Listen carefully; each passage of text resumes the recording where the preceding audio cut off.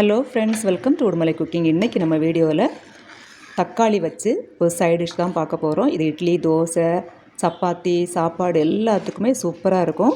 இது பண்ணுறதும் ரொம்ப ஈஸி. இது எப்படி பண்ணுறேன்னு பார்க்கலாமா? வாங்க வீடியோக்குள்ளே போகலாம். இப்போ இந்த தக்காளி சாம்பார் பண்ணுறதுக்கு 3 மீடியம் சைஸு தக்காளி தண்டு பகுதியெல்லாம் நீக்கிட்டு எடுத்து வச்சுருக்கிறேன். அது குக்கரில் சேர்த்துக்கலாம்.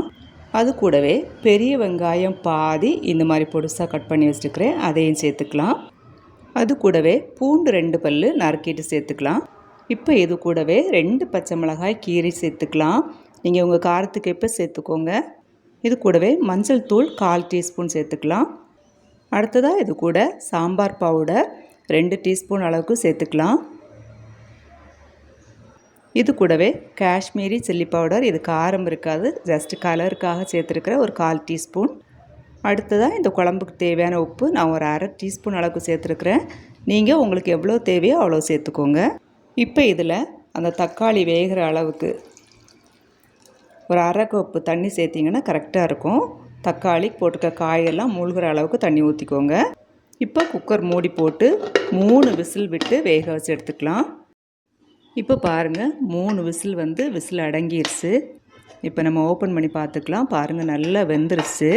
இப்போ இதை நல்லா மசிச்சு விட்டுக்கலாம். ஸ்பூன் வச்சு நல்லா மசிச்சு விட்டுக்கலாம்.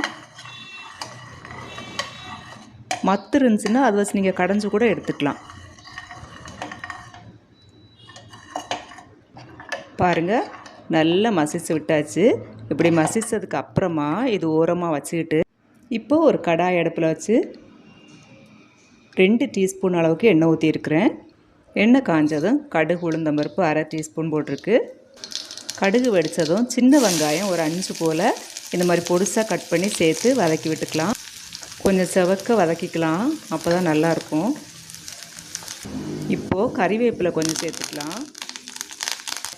பெருங்காய பவுடர் ஒரு 1/4 டீஸ்பூனுக்கு சேர்த்துக்கலாம்.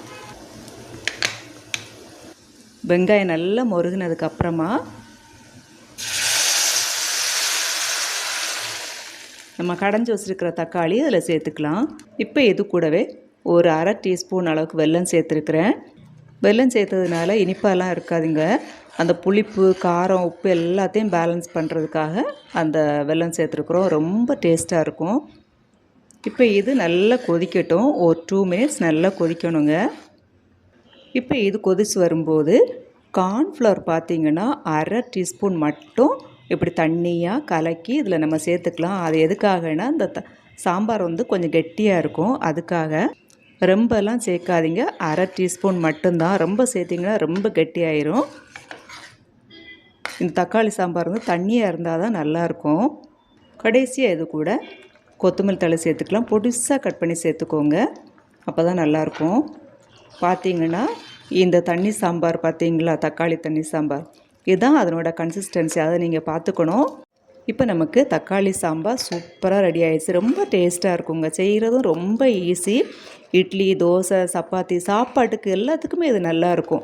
இதே மாதிரி நீங்கள் ட்ரை பண்ணி பார்த்துட்டு எப்படி இருந்துச்சுன்னு கமெண்ட் பண்ணுங்கள். கண்டிப்பாக கமெண்ட் பண்ணுங்கள். உங்கள் ஃபீட்பேக் எனக்கு தெரியப்படுத்துங்க. அதே போல் நம்ம சேனலை லைக், ஷேர் பண்ணுங்கள். உடுமலை குக்கிங் சப்ஸ்கிரைப் பண்ண மறந்துடாதீங்க. தேங்க்யூ ஃபார் வாட்சிங். இப்போ ஸ்டவ் ஆஃப் பண்ணிவிட்டு சர்வ் பண்ணிட வேண்டியதான். நெக்ஸ்ட் வீடியோவில் சந்திக்கலாம்.